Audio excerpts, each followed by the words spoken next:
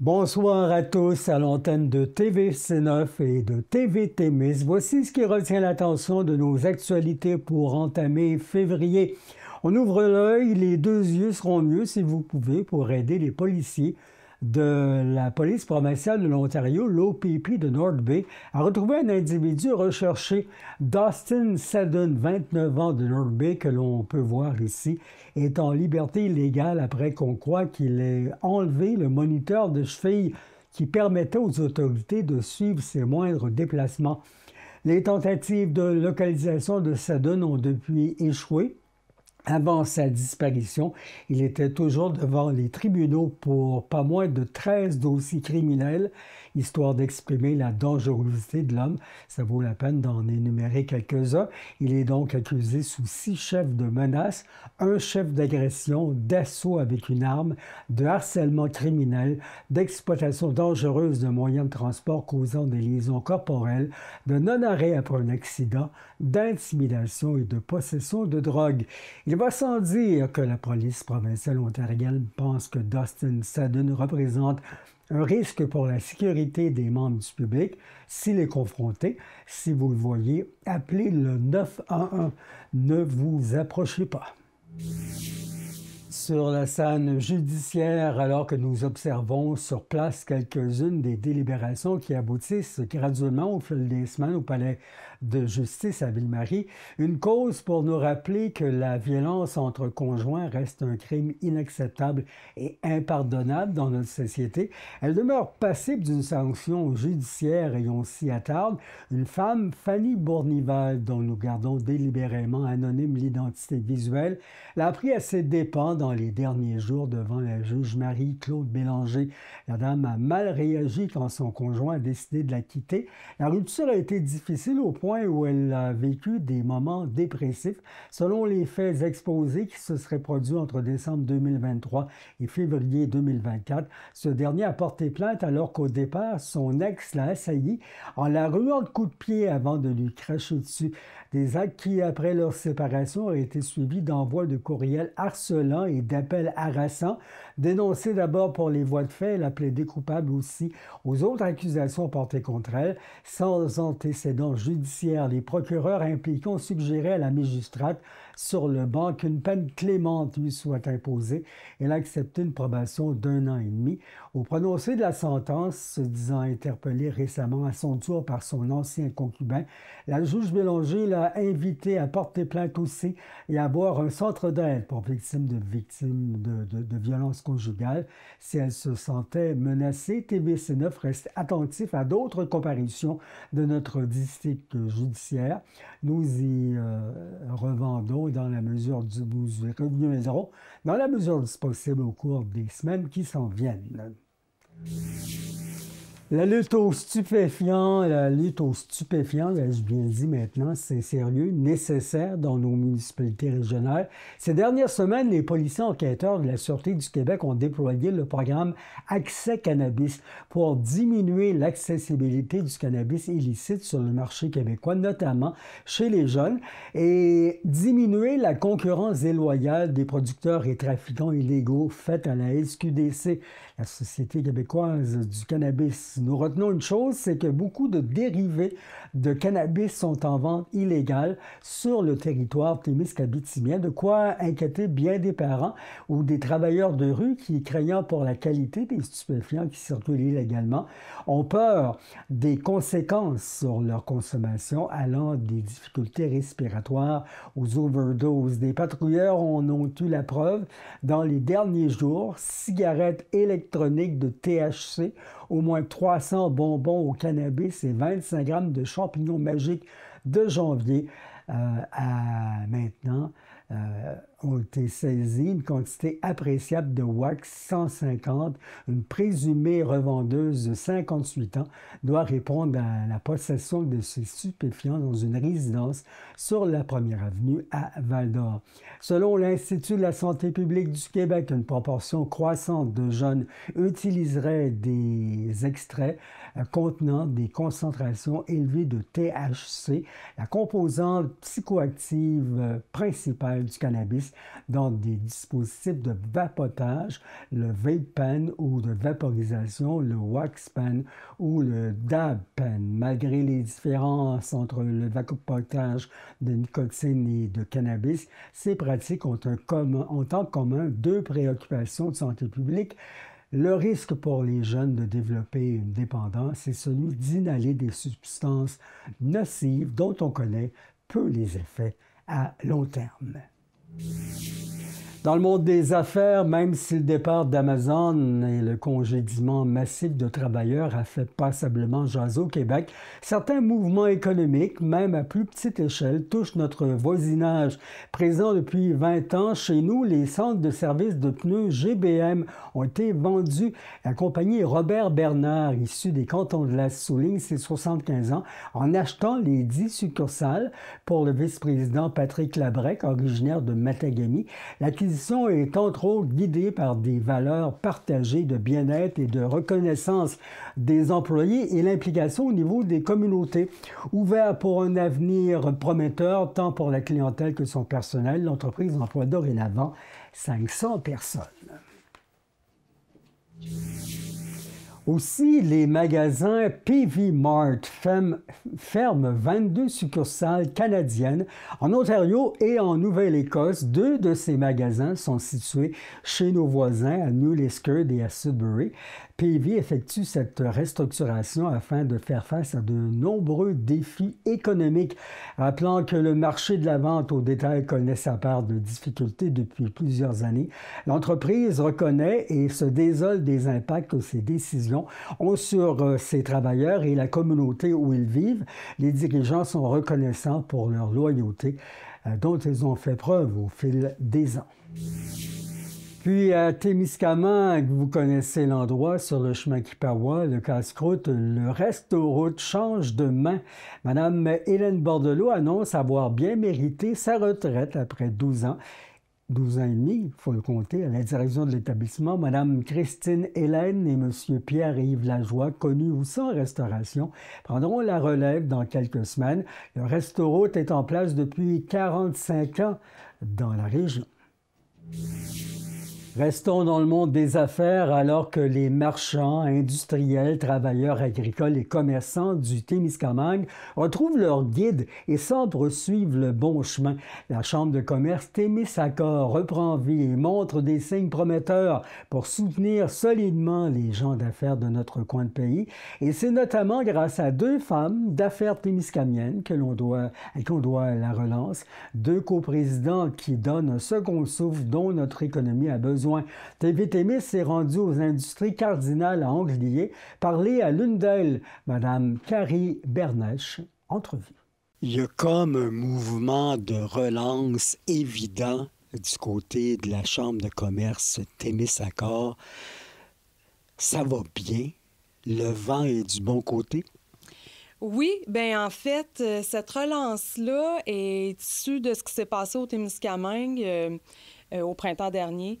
On était quelques acteurs à se concerter en privé, puis se demander était où la voix des entrepreneurs dans tout le dossier de la foresterie au Témiscamingue.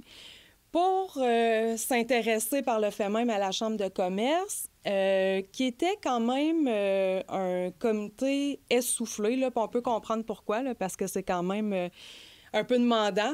Par définition, on est entrepreneur, on a ce qu'on appelle des day jobs et en plus, on a nos implications sociales à gérer au travers de ça.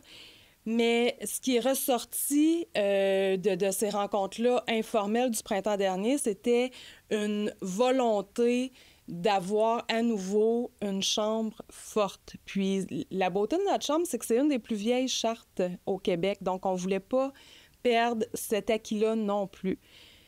Donc, on s'est réunis, puis on a fait l'AGA et c'est un nouveau CA, sauf 2 administrateurs qui est anciens, qui ont décidé de rester en voyant du sang neuf puis de l'énergie nouvelle arriver. Donc, on est super fiers de ça. Là, pour la première fois, on a un CA qui est 100% entrepreneur, donc on est bien, bien content de ça. Donc, les gens d'affaires du Témiscamingue ont décidé que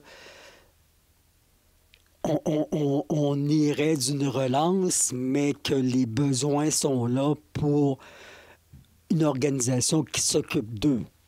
Absolument. Puis ce qui est fabuleux là, dans toute cette aventure-là, c'est l'accueil qu'on a des instances qui sont déjà sur le territoire. Donc, on est très supporté actuellement par la MRC, par la SDT, qui attendaient là, notre arrivée parce qu'eux aussi en avaient besoin de ce porte-parole officiel-là pour les commerces et les entrepreneurs. Donc, il y avait besoin d'une présence solide. Donc, on est vraiment, je sens, bienvenus et appuyé dans toute cette démarche-là actuellement. C'est pas tout de relancer un conseil d'administration. Il faut faire quelque chose maintenant, là. Et qu'est-ce qu'on devra faire? Parce que c'est commencé en début 2025.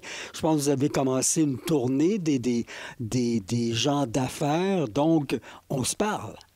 Oui, mais je dirais, avant toute chose, pas de membres, pas de chambre. Nous, on a beau avoir le conseil d'administration le mieux intentionné du monde, avec les plus belles idées du monde. Si on n'a pas de membership, il n'y a pas de chambre. Donc là, c'est notre priorité actuellement, c'est d'aller chercher ce membership-là. On doit aussi aller chercher des partenaires financiers. On a déjà eu quelques confirmations, mais oui, ça prend une chambre solide avec des sous dans le coffre pour pouvoir organiser des activités qui sont structurantes et rassembleuses, parce que c'est ça qu'on veut aussi. Tu sais, on veut pas être seulement un acteur politique en étant le porte-parole des entrepreneurs, mais on veut aussi remettre un peu de glam dans l'entrepreneuriat, parce que depuis la pandémie, tu sais, les entrepreneurs souffrent, mais c'est pas juste ça, être entrepreneur, ça devrait pas être juste de la souffrance, tu sais, il devrait avoir quelque chose de le fun, et un entrepreneur doit s'accomplir pour avoir du plaisir dans ce qu'il fait, puis que ça se reflète sur les résultats. Donc, on veut remettre le réseautage à l'honneur. On veut aussi offrir un service de mentorat. On veut que les nouveaux entrepreneurs aient accès à une banque de mentors qui, tu sais, un petit coup de fil, j'ai une question, je vais aller voir c'est qui les mentors disponibles pour accélérer des choses. On veut remettre le fameux party de Noël des petites et moyennes entreprises. Ça, c'est un engagement qu'on a. En décembre, il y en aura un. On veut refaire les tournois de golf. Et on s'est même engagé là, de dire qu'au printemps 2026, il y aura à nouveau un gala. C'est ce qu'on veut. On veut que les entreprises soient mises à l'honneur, parce que c'est beaucoup de travail, mais il devrait aussi avoir du plaisir là-dedans. Donc, c'est toutes des... on a plein d'idées, là. On a des podcasts, ben là, c'est justement, on sort d'un lac à l'épaule, on a clarifié certaines choses, on a mis un calendrier. Et là, comme je dis, les prochaines semaines, nos efforts vont être pour aller chercher le membership, mais à partir du printemps, vous allez voir les activités arriver, là. Et vous sentez l'enthousiasme, là. Les gens d'affaires sont enthousiastes. Est-ce qu'on frappe à votre porte? Est-ce que ou vous frappez à la leur? Et on sent l'enthousiasme, on sent le désir de relance? Oui, absolument. On a eu des appels spontanés, des gens qui communiquent avec nous et qui sont contents. Puis je pense que la force de notre CA, c'est justement ça, c'est qu'il y en a pour tous les goûts. On essaie que notre CA ait un profil collectif qui est enrichi, qui soit représentatif des gens d'affaires de notre territoire. Donc, oui, on est bien accueillis maintenant. Ça va prendre pas juste des mots, ça va prendre des résultats. Donc, c'est là-dessus qu'on va travailler dans les prochaines semaines. Mais comme je dis, à partir du printemps, on va voir les invitations pour participer aux activités là, arriver. Et la Chambre de commerce Témiscacor est résiliente autant que le sont les gens d'affaires. Donc, on parle de crise dans le monde forestier, on parle de crise dans le monde des affaires, mais à un moment donné, la crise, il faut la revirer de bord et la rendre positive pour le groupe. Bien, absolument. Et à partir du moment où tu as une business, tu as une entreprise, c'est ça tous les jours. Je veux dire, si je parle pour moi, là, qui évoluons dans le domaine forestier, c'est sûr que la dernière année n'a pas été drôle, là, mais il faut rentrer ici en cherchant des solutions tous les matins. C'est ça notre job. Donc, c'est ce que j'apprécie du CA. En étant tous des entrepreneurs, on a ce thinking-là de dire, bon, c'est quoi maintenant les solutions, puis il faut se mettre en action, là. Donc, à partager nos connaissances, nos intentions, nos développements, nos réussites, c'est ce que vous avez l'intention de faire à la Chambre de commerce Témiscamingue? Oui, on veut être transparent, puis on veut communiquer. L'important, c'est de communiquer et que les gens soient informés de ce qui se passe sur le territoire, là. Tu sais, on veut pas apprendre qu'il y a eu telle conférence une semaine après qu'elle soit passée. On veut le savoir avant, puis on veut remplir les salles. Il se passe des belles choses au Témiscamingue maintenant. Il faut se concerter et travailler tous ensemble. C'est ce qu'on a déjà commencé à faire là, avec des très beaux partenariats avec la SDT, entre autres. Là, mais tu sais, de dire comment est-ce que nous, la Chambre, on peut vous supporter dans ce que vous organisez déjà, puis ensuite apporter de la plus-value à ça et avoir vraiment que les instances soient concertées puis qu'on rame tous dans le même bar parce que ultimement, c'est ce qu'on veut, c'est une santé financière pour le Témiscamingue, puis la diversification, puis...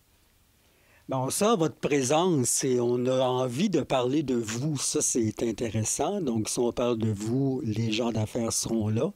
Et c'est une belle relance, c'est un nouveau souffle intéressant. Bien, les réseaux sociaux, quand ils sont bien gérés aussi, aident à ça. Mais je dois dire, avec ma coprésidente Véronique Gérard, on a été vraiment surprise de le petit buzz qu'il y a eu après l'annonce de la nomination du nouveau CA. On n'avait comme pas vu ça venir et on est agréablement surprises toutes les deux de l'engouement qu'il y a par rapport à ça. Puis on veut d'ailleurs remercier tous les médias qui ont comme porté une attention à notre cause, là, parce que ça nous aide aussi à faire circuler le message et la mission. Porter attention à la cause, c'est porter attention à l'importance de notre région et c'est pour ça que les gens sont là. Bien, je pense que oui. Je pense aussi que les gens, cette année, se sentent concernés par ce qui arrive. Tu sais, quand que tout roule et qu'il y a une prospérité, les gens ne se questionnent pas, ça roule tout seul. C'est quand il arrive un creux de vague, comme on l'a vécu avec la fermeture dans un premier temps de l'usine à Témiscamingue, mais aussi de celle de Béarn et celle de Belle-Terre, bien là, les gens, ils ressentent une panique. Puis là, c'est là qu'on s'est demandé, tu sais, elle est où? Elle est où cette voie-là des entrepreneurs? Donc, je pense que les gens, on est encore en train de vivre les contre-coups du printemps dernier. Donc, les gens, je pense qu'ils se sentent concernés par ça et ça va probablement faciliter nos objectifs au niveau de l'adhésion des membres. Ça donne le goût de chanter. Elle est où, cette voix-là? Elle est où? Hein? Je vais vous épargner ma voix pas si mélodieuse. La mienne aussi. Merci beaucoup de votre intervention et continuez la relance. Ce souffle-là, je pense que c'est important qu'il nous chatouille le cou. Merci beaucoup, Yvon, pour votre intérêt par rapport à ça et la diffusion de notre message. En politique québécoise, Rouba-Gazal annonce la nouvelle répartition des dossiers du caucus de Québec solidaire pour faire suite à son élection comme nouvelle porte-parole le 16 novembre dernier. On relève à Émilie Slessard-Terrien. Elle veut donner un nouveau souffle à son équipe en vue des élections de 2026 à l'occasion du caucus présidentiel de Québec solidaire prenant place à l'Assemblée nationale. La porte-parole Rouba-Gazal a annoncé que la priorité de son caucus sera de se mettre au travers du chemin de la CAQ qui souffle un vent d'austérité sur les services publics depuis quelques mois déjà. Madame Gazal demande à la coalition Avenir Québec, et je cite, d'arrêter de mentir aux gens et de faire semblant qu'il n'y a pas d'austérité. Elle demande surtout à François Legault de faire marche arrière, car couper dans nos services publics en plein milieu d'une crise, c'est selon elle la pire décision possible. Si Donald Trump applique sa guerre économique, le Québec pourrait basculer dans une récession, ce qui, ajoute Mme Gazal, nécessitera des services publics forts pour faire face au vent. Et la coalition Avenir Québec réagira-t-elle auprès de 20 000 signatures demandant la rénovation de l'hôpital d'Amos sur cette pétition déposée à l'Assemblée nationale? Le PQ qui a des raisons d'en douter, alors que le parti au pouvoir a rejeté une motion souhaitant qu'on aille de l'avant d'ici la fin du présent mandat. Un rejet qui, selon la députée d'Abitibi-Ouest, Suzanne Blais, responsable au dossier, aurait dû plutôt indiquer le libellé le plus rapidement possible. Ce serait pour cette raison que ça n'aurait pas passé.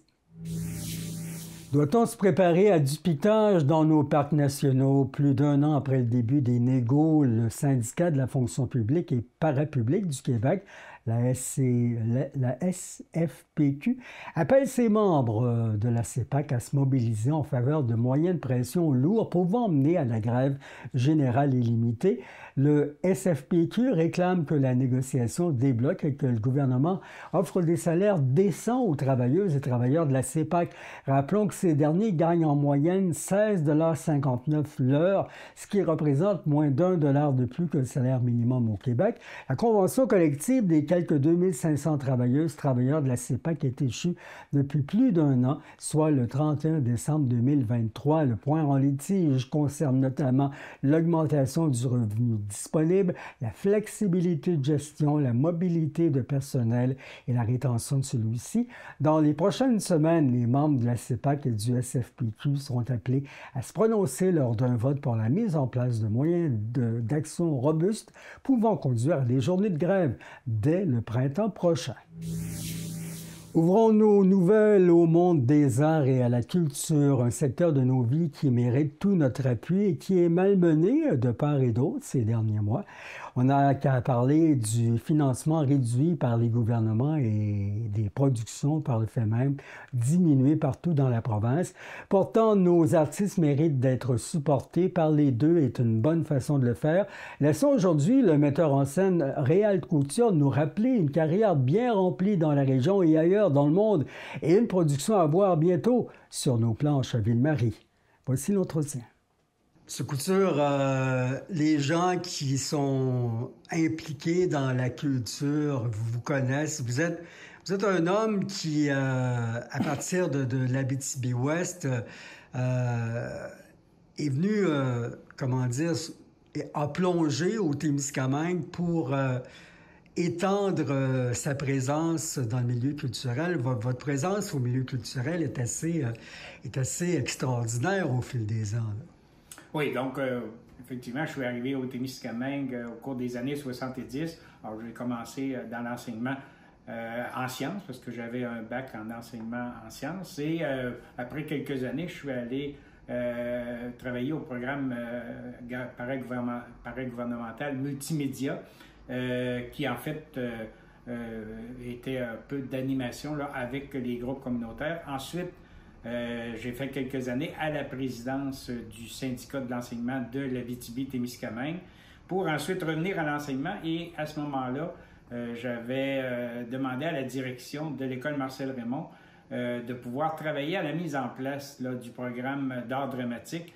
Et la direction avait accepté de le faire. Donc, j'ai enseigné pendant plusieurs années l'art dramatique à l'école Marcel Raymond.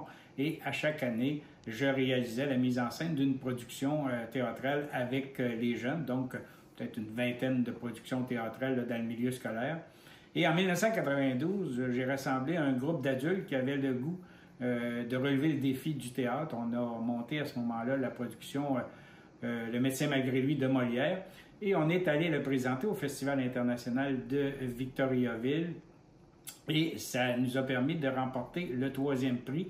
Et ça a donc donné le goût à l'équipe de mettre en place une troupe de théâtre amateur au Témiscamingue. Et de là est né à ce moment-là la troupe de théâtre de la Loutre.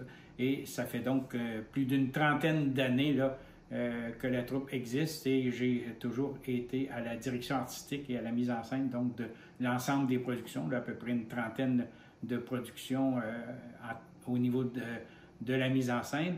Et ça a permis aussi, parallèlement à ça, de développer d'autres implications. J'ai été pendant plusieurs années président de la Fédération québécoise du théâtre amateur et donc j'ai eu l'occasion de faire un certain nombre de relations internationales. Donc, je suis allé au Festival international de théâtre de la Tour de Paix en Suisse. On y est allé aussi pour présenter la comédie musicale Les Nonnes. Ensuite, je suis allé à Annecy, en France, pour donner une conférence sur le théâtre amateur au Québec. J'ai participé à quelques reprises à la conférence internationale des théâtres de langue, des théâtres amateurs de langue latine. Donc, un certain nombre d'implications au niveau international et bien sûr sur le territoire. Bien, j'ai été pendant plusieurs années président de la commission culturelle du Témiscamingue, président de la corporation Augustin Chénier dans le temps, qui est devenue la corporation du Rift. Travaillé bien sûr à la mise en place de la salle de spectacle de théâtre du Rift. Là, ça a été tout de même une implication quasiment d'une quinzaine d'années. Et participation du côté de la Biennale internationale d'art miniature. Donc, un certain nombre d'implications. J'ai présidé aussi le Conseil de la culture de l'Abitibi-Témiscamingue pendant quelques années, présidence aussi du côté du Théâtre du Tandem, donc un certain nombre d'implications aussi sur le territoire. Donc, on peut dire que Réal Couture est un passionné de culture ou de théâtre, ou tout ensemble? Bien, je pense que c'est l'ensemble, hein? C'est tout le domaine culturel qui m'amène à développer cette passion-là, mais bien sûr, ça a été plus intense du côté théâtral. Mm-hmm. Et vous avez pris votre retraite, si on peut dire. Cependant, vous demeurez impliqué avec le Théâtre de la Loutre parce que, bon, par obligation, il y a des gens qui ne sont pas là, mais vous ne voulez pas laisser le théâtre et la troupe à elle-même sans production, et vous avez décidé de vous impliquer cette année. Oui, alors j'ai repris donc le collier cette année parce qu'effectivement, on était à la recherche de quelqu'un qui aurait assumé là, la poursuite du travail du côté de la mise en scène.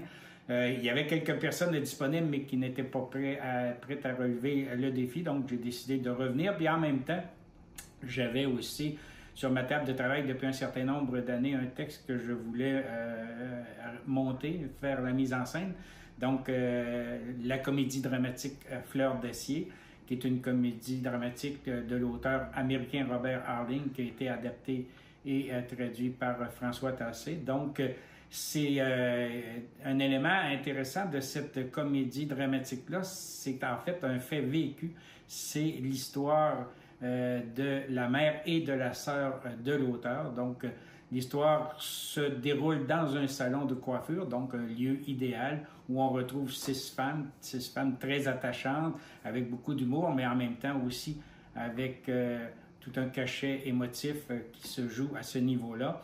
Et donc, dans un salon de coiffure, lieu idéal là, pour se raconter, parler de nos enfants, parler de nos chums, parler de la vie quotidienne, du mariage. Lieu de la confidence. Voilà. Et à partir de là, donc, se développe bien sûr un cercle d'amitié important. Et Claude, qui est la jeune, donc annonce à sa mère à un moment donné qu'elle est enceinte. Alors, normalement, toute mère devrait réagir avec beaucoup de joie, alors que ce n'est pas le cas pour la mère de Claude. Alors, ce sera, je pense, lors des représentations, vous pourrez découvrir pourquoi, qu'est-ce qui se cache en dessous de ce type de réaction-là. Alors, c'est important de souligner, bien sûr, qu'il y a beaucoup d'humour, parce que ça reste une comédie, mais il y a un aspect dramatique, un aspect qu'on n'a pas touché du côté du Théâtre de la Loutre. Donc, c'est intéressant donc de s'embarquer aussi sur le jeu des émotions.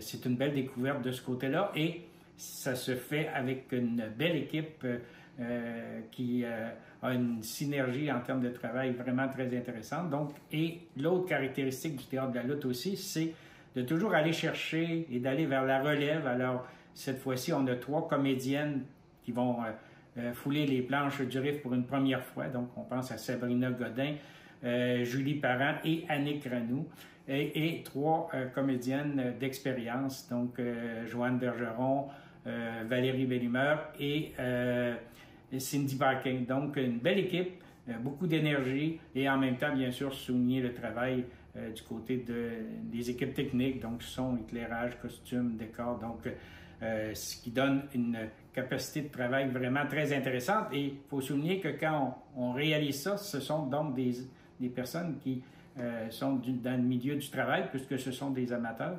Alors, on y consacre à peu près plus d'une centaine d'heures de répétition là, qui se font les soirs et les fins de semaine. Donc, beaucoup de courage pour relever ce genre de défi-là. Et les gens du Témiscamingue, de Ville-Marie et de toutes les municipalités environnantes qui y sont invités vont pouvoir voir ça, admirer cette pièce pour 3 jours à venir, début février.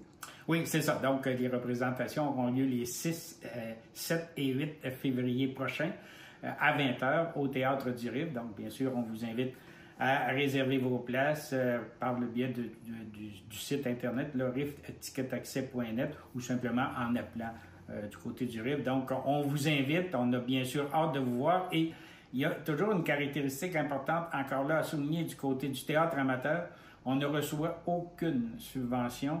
Alors, la façon dont on peut, d'année en année, réaliser des productions, c'est grâce à la présence du public, puisque nos revenus proviennent d'à peu près 90-95% de la billetterie. Alors, c'est important qu'on vous y retrouve. Et si la loutre est là depuis plus de 30 ans, c'est parce qu'on a un public assidu qui est présent à nos représentations. Et c'est important de garder le théâtre bien vivant au Témiscamingue comme dans toutes les régions du Québec. Voilà. Alors, c'est sûr que ça va être un grand plaisir là, de vous accueillir et de vous faire découvrir cette belle comédie dramatique. Monsieur Réal Couture, merci pour cette belle carrière. Comme on dit, lâchez pas. On sait que vous êtes sollicité par encore bien des gens de théâtre à travers la province et le pays, et même d'autres secteurs de la planète. Alors, on est fiers de vous, monsieur. Merci. Merci. Nos organisations communautaires s'ouvrent aussi à l'importance d'unir l'aide qu'ils apportent aux citoyens aux différentes formes d'art. TVTM, c'était du vernissage de l'œuvre Le Jardin. C'est un tableau réalisé par les participants des groupes d'activités de la Société Alzheimer, secteur Témiscamingue, en collaboration avec l'artiste Mme Francine Laplante.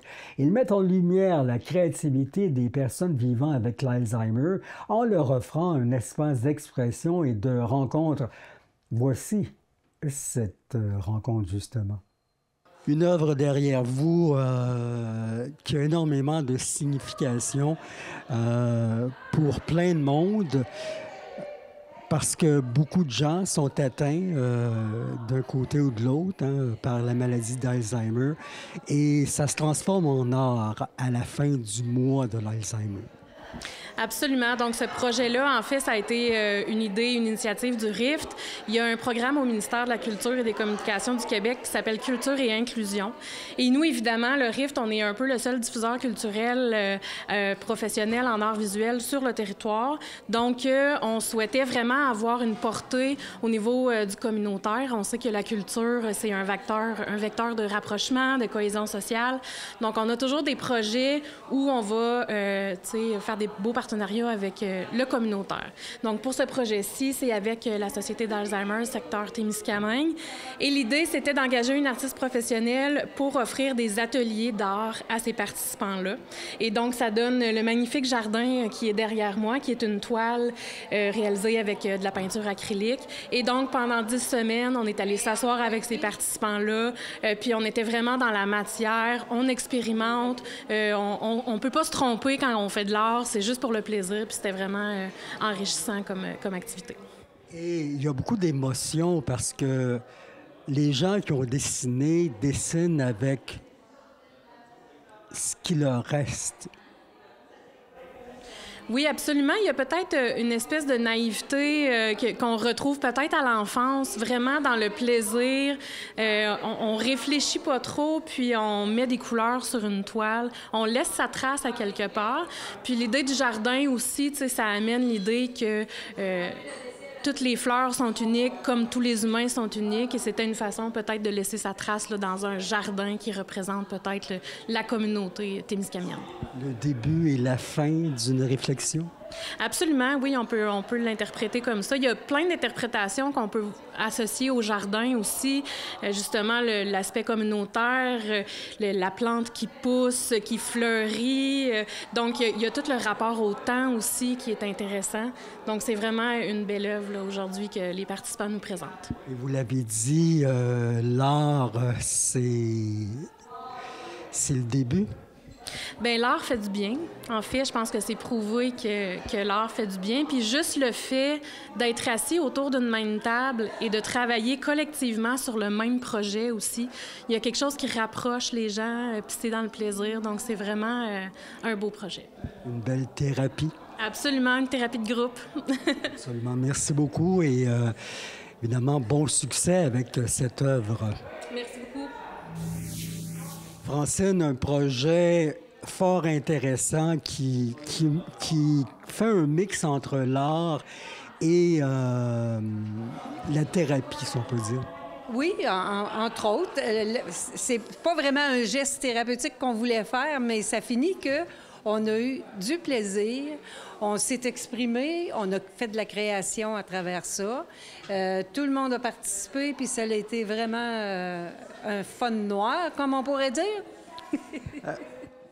Parce que malgré l'Alzheimer, il y a de la place pour exprimer ce qu'on ressent à travers notre petit crayon.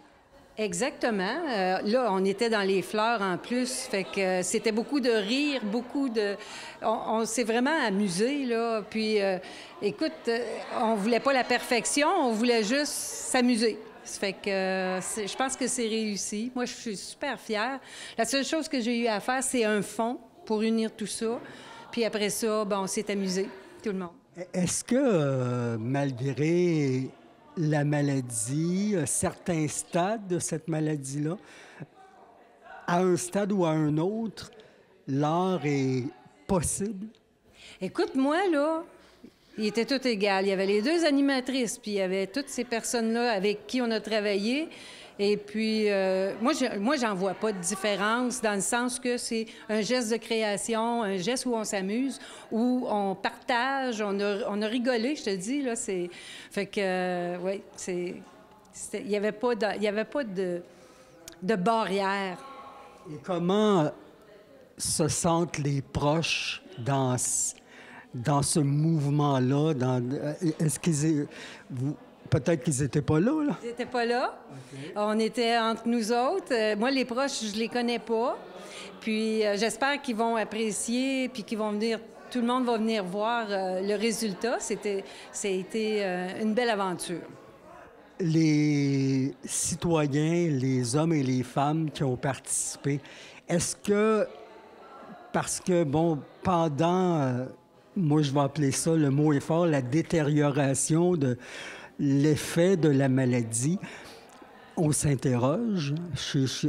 Est-ce que dans l'art, ils s'interrogeaient autant que dans leur quotidien? Non, je te dirais non.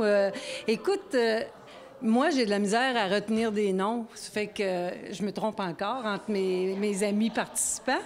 Fait que on en rigole. Ah, c'est la mémoire. Qu'est-ce que tu veux que je te dise? T'sais. Mais non, on n'a pas... moi, j'ai pas senti de différence entre un et l'autre. Est-ce que ça leur a donné le goût de... Parce que l'art, peut-être que c'était pas dans leur quotidien, ça leur a donné le goût de développer cette passion-là? Je sais pas, je peux pas parler pour les gens, mais après qu'on a eu fini la grande toile, il restait 2 semaines qu'on pouvait travailler. Fait qu'on a fait des cartes pour la Saint-Valentin. Fait qu'il y avait beaucoup de créativité à travers ça encore. Fait que, puis on s'est vraiment amusé, là. C'était bien. Et on risque de voir des messages d'amour en plus du message de création. Exactement, exactement. Merci beaucoup.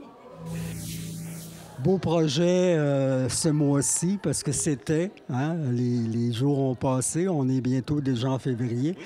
Et c'était le mois de l'Alzheimer et au Témiscamingue, on a participé, puis on est entré dans ce mois-là de façon intéressante. Exactement. Dans le fond, avec l'artiste là, Francine Plante, il y a eu une belle activité, dans le fond, avec le groupe pour les personnes qui vivent avec un trouble neurocognitif. Donc, ils se rencontrent à chaque semaine, font toutes sortes d'activités. Mais cette année, justement, on a ajouté un volet artistique qui leur a permis de réaliser une superbe œuvre et d'en profiter en même temps pour discuter ensemble, parler aussi des fois du passé, tout ça, puis passer un super bon moment. Quelle est la réaction devant le papier blanc?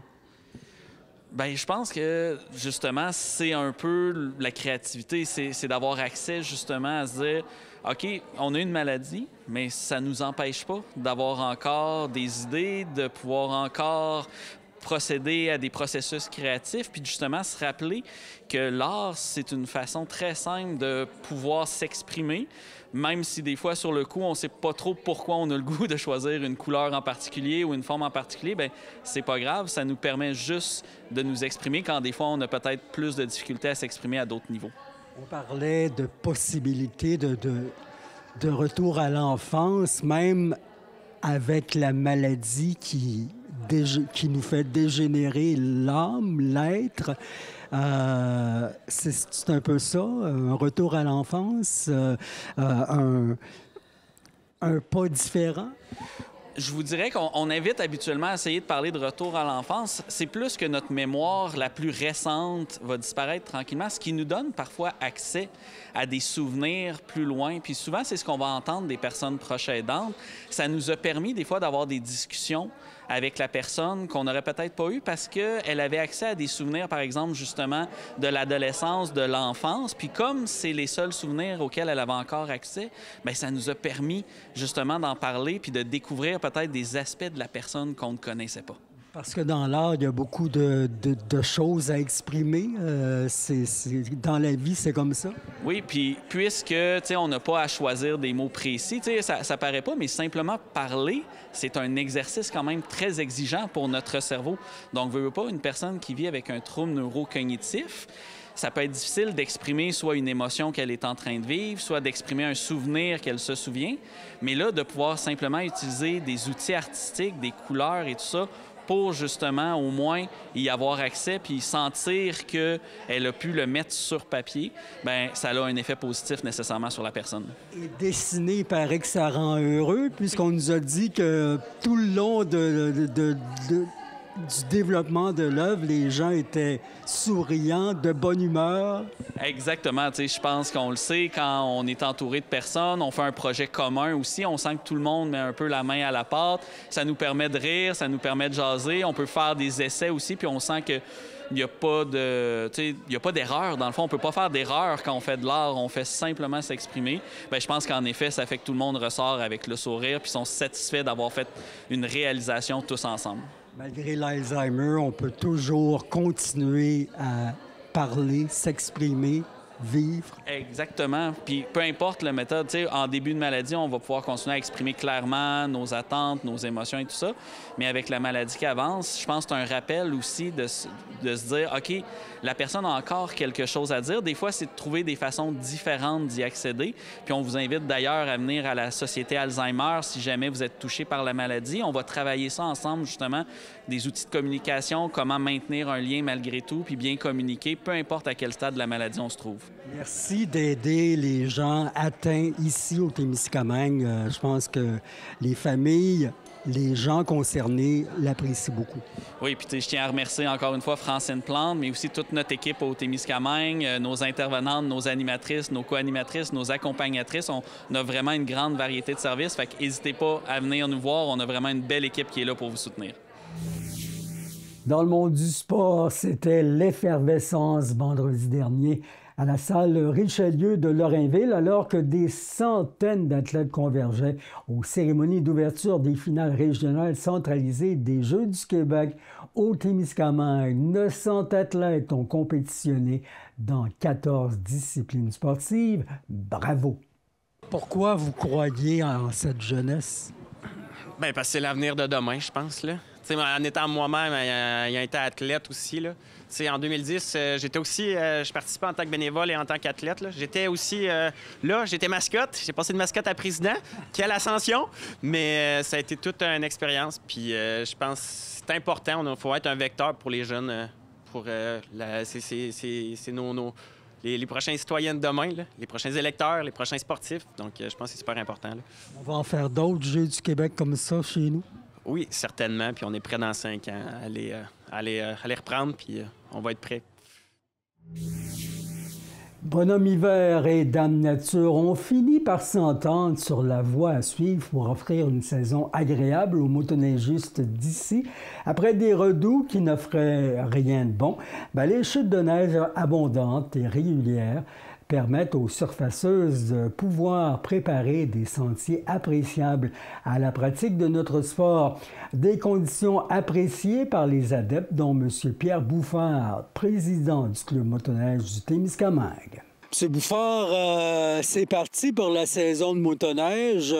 Fait combien de temps que le club part des saisons comme ça, là? Ça fait 45 ans. Fait que, mettons, ça va être 45 ans cette année, mettons, que le club du Témiscamingue existe comme il est là. Êtes-vous là depuis 45 ans, vous? Non. Mettons, ça fait une douzaine d'années comme il faut, là, mettons, mais ça fait une douzaine d'années, là. C'est important de s'impliquer dans un club de motoneige comme celui du Témiscamingue? Bien, c'est sûr, parce que, mettons, au niveau de l'implication, ça amène... puis, je veux dire, sans implication, on n'aurait probablement pas de club. Fait que, mettons, on a 60 bénévoles qui travaillent dans chacune des municipalités. Puis, en même temps, bien, ces bénévoles-là nous donnent accès, mettons, aux municipalités, avec la collaboration des agriculteurs et tout ça, parce qu'on a 170 agriculteurs qui nous donnent le droit de passage. Fait que, puis ça nous permet aussi de partir de chez nous, prendre des sentiers et s'en aller tandis que, mettons, si vous restez en ville, vous prenez votre remorque, vous allez dans le stationnement, vous partez pour aller rejoindre le sentier. Fait que, mettons, c'est important de s'impliquer puis aussi d'avoir un accès à chacun des villages de notre secteur. Pour le tourisme. Et les gens qui se procurent une motoneige ou qui l'ont fait au cours des années, ils ont de quoi s'amuser dans la région du Témiscamingue. Il y a 600 km de sentiers, puis souvent, mettons, vous pouvez vous promener, puis vous ne rencontrerez pas, tu sais, mettons, vous allez être comme seul dans la nature, puis je veux dire, on a des très beaux coins aussi avec le boisé, les champs, c'est tout diversifié, tu as des lacs...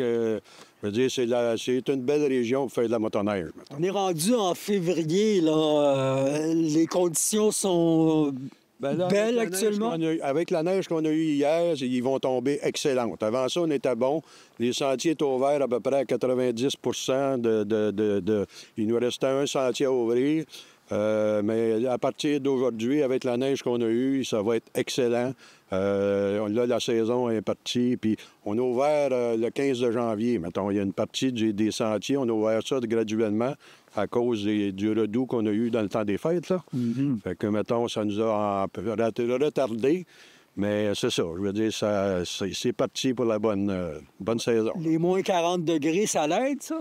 Les moins 40 degrés, pour nous autres, ça nous aide parce qu'on a eu beaucoup de pluie mettons, janvier, dans le temps des fêtes, on a eu de la pluie, puis je veux dire, ça fait comme il y a de l'eau en présence, tandis qu'avec une température froide, bien, ça fait geler, mettons, les marécages, ça fait geler, mettons, où est-ce qu'il y a de l'eau, c'est gelé, fait que là, les surfaceurs peuvent passer.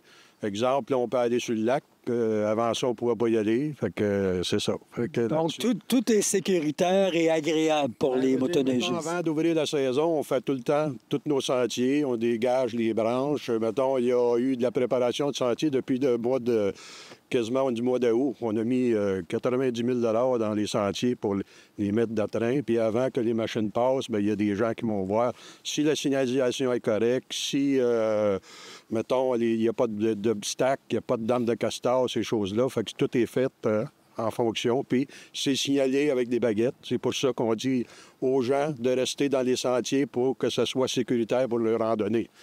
Au fil des 45 ans, il y a eu beaucoup de développement pour les pistes, les sentiers de motoneige dans la région? Oui, parce que ça a eu des développements au niveau des équipements, il y a eu des développements aussi au niveau du genre de motoneige, parce qu'avant ça, les sentiers étaient étroits. Là, on est rendu avec des sentiers, si vous regardez l'équipement, on est capable de passer 2 fois de large, mettons. Les sentiers ont comme 20 pieds, fait que, mettons, les normes ont changé. Il y a eu des normes aussi au niveau de l'environnement et ces choses-là. Fait que, mettons, il y a beaucoup de choses qui ont été faites depuis ce temps-là. Vous avez parlé d'équipement, de développement, 90 000 mais on regarde là, la machine qu'il y a en arrière, il y en a 6 comme ça ici, donc on est équipé au Témiscamingue. Bien, veut dire, ça prend ça parce qu'on a 600 km de sentier. Donc, exemple, comme aujourd'hui, toutes les machines vont sortir. Fait que, mettons, chacune machine a comme à peu près mettons 50 à 80 km à faire. Fait que, mettons, si vous regardez ça, ces machines-là, ils roulent à peu près à 5 ou 6 km/h. Fait que le gars qui a 80 km à faire, il va partir pour 12 heures, 10 heures dans sa machine puis pour faire juste le surfaçage de son secteur. Fait que les autres, les machines sont réparties dans différentes parties du secteur. Les opérateurs sont prêts, puis ils partent. Aussitôt qu'il y a une tempête de neige ou il y a eu de la neige nouvelle, le surfaceur sort. On sort, mettons, on va faire à peu près 2000-2500 heures de surfaçage pour l'année. C'est énorme. C'est énormément de travail. Ça, c'est du bénévolat? Non.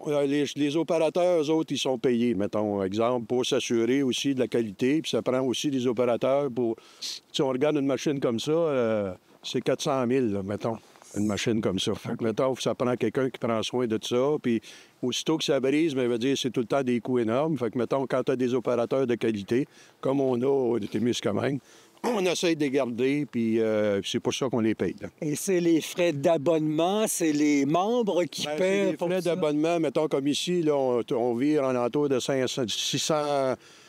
Comme cette année, on a 660 membres. D'habitude, on est à 700, là, mettons, 740. Mais je veux dire, l'année passée, on a eu un hiver tragique. Fait que ça a fait baisser le membership. Mais c'est des subventions, mettons...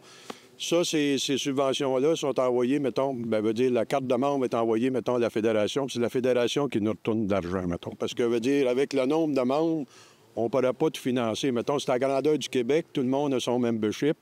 Fait qu'ils mettent l'argent, mettons, réparti. Puis nous autres, mettons, au Témiscamingue, on est contact aussi entre l'Outaouais puis l'Abitibi. Fait que, mettons, si on ne surface pas nos sentiers, il n'y a pas de touristes. Fait que, mettons, il faut être subventionné par, mettons, la Fédération, des fois le gouvernement, tout dépendant des projets qu'on a à faire.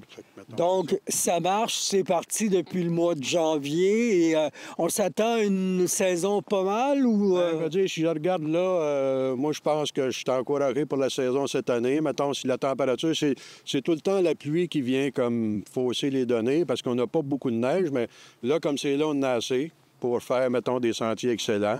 Puis si ça reste comme ça, puis qu'on garde tout le temps, mettons, une température qui est idéale, mais je veux dire, regarde, on peut aller jusqu'au mois de mars. D'habitude, on va... Mère nature, bonhomme hiver, pas trop de redoux, mais beaucoup de skidoo. Oui, c'est ça. Bien, dire, c'est ça. Puis je veux dire, mettons, ça fait aussi beaucoup de touristes comme tel, là, parce qu'il y a beaucoup de gens qui prennent, mettons, leurs cartes... par après, ou exemple, des touristes, ils prennent une carte pour une semaine, mais je veux dire, c'est des frais, des coûts qui sont tournés à la Fédération, puis ça nous permet, mettons, de préparer des sentiers qui sont de qualité. Mais avec le bénévolat, s'il n'y aurait pas de bénévolat, on ne pourra pas partir les sentiers, parce que, veut dire, les subventions, même si on est subventionné par la Fédération, c'est pas... Donc, c'est important de leur dire merci, les bénévoles. Oui, mais mettons, puis ça en prend d'autres, mettons, parce que souvent, les bénévoles, ils ont plusieurs têtes grises. Fait que, mettons, ça en prend des nouveaux. On commence à en avoir des nouveaux qui s'impliquent tranquillement, puis c'est plaisant aussi, là. Fait que ça donne du sang neuf. Les agriculteurs aussi, il faut les remercier et surtout respecter leur terre. S'ils donnent le droit de passer à un endroit, il faut respecter. Bien, ça, c'est important parce que, mettons, exemple, les agriculteurs nous permettent de partir de chez nous, d'aller au sentier. Ça nous permet aussi l'accès à tous les villages. Exemple, du Témiscamingue, ça amène le tourisme. Je veux dire, le problème, c'est que si des fois, tu as une personne qui ne suit pas le tracé du sentier, puis il va faire des traces, puis en dommage des cultures, bien, des fois, on perd notre droit de passage. Mais je veux dire, C'est de respecter la propriété des autres. Pareil comme exemple, les gens, ils n'aimeraient pas que personne aille pousser de la neige dans le secteur, pousser de la neige sur le parterre, puis ces affaires-là. C'est la même chose ici. Même si c'est des grands espaces, il faut qu'il y ait la permission pour passer s'ils veulent y aller. S'ils ne l'ont pas, bien, ils restent dans les balises, parce que les balises sont déterminées par le propriétaire. Mettons, le propriétaire nous dit, vous passez là, on passe là. Mettons, on n'a pas de... Puis, je veux dire, c'est sans eux, là, il n'y a pas de... On prend nos remorques, puis on va aller stationner une place, puis on va partir de là. C'est ça, c'est ça. En général, ça se passe bien et ça nous aide à voir. Il y a des secteurs qui sont plus problématiques, mais souvent, on emmène, mettons, on met des balises plus proches, on met des cordes, on met, mettons, beaucoup de signalisation, mais il reste encore des gens qui ne comprennent pas la chose. Mais je veux dire, c'est parce que ça fait de dommages au club. Puis quand on change un sentier, bien, c'est des coûts supplémentaires, c'est du travail pour nos bénévoles, c'est la signalisation changer de place, toutes ces choses-là, c'est important. Soyons responsables, vous êtes responsables au Club Motoneige, vous faites du travail et les motoneigistes sont appelés à être responsables aussi. Merci. Une question de civilité. Oui, puis aussi, mettons, on s'assure de pouvoir faire de la motoneige avec des beaux sentiers, puis passer, mettons, avoir accès à tous les villages sans avoir de contrainte de prendre une remorque pour s'en aller. Fait que, mettons, tant qu'à moi, c'est primordial. Bien, Monsieur Bouffard, merci beaucoup. On se reparle certainement d'ici la fin de saison. Merci de votre intervention. Ah, il n'y a pas de problème. En patinage artistique, la fin de semaine du 21 janvier, l'une des patineuses de l'école Rivière-des-15 à Notre-Dame-du-Nord, Miliane Prévost, s'est rendue à une compétition de patinage. Ça se passait à Huntsville. Elle est revenue avec une médaille de bronze, oui, il faut bien le dire, pour son programme Star 4 U13 et une autre médaille de bronze, cette fois pour ses éléments. Bravo Miliane! Travail acharné tous les jours et passion du patinage qui porte ses fruits. Et on reste en patin pour joindre les Pirates à Ville-Marie, la troupe de Marc-André Caron qui se prépare aux confrontations éliminatoires. L'équipe qui connaît des difficultés pour finir la saison régulière mettra un terme à la cédule le week-end de la Saint-Valentin face à Sainte-Terre. La formation de Michel Roy qui a droit aux honneurs avant les séries de la Coupe Russell. Le commissaire Ken Girard qui est venu récompenser d'abord Maxime Audette, puis Émeric Godette pour leur performance. Les Pirates qui connaissent aussi du succès en administration, ils se sont mérités la Coupe du Président à titre d'organisation de l'année. Félicitations! Ben voilà pour vos actualités. Merci de communiquer avec nous afin de partager les nouvelles dans la communauté.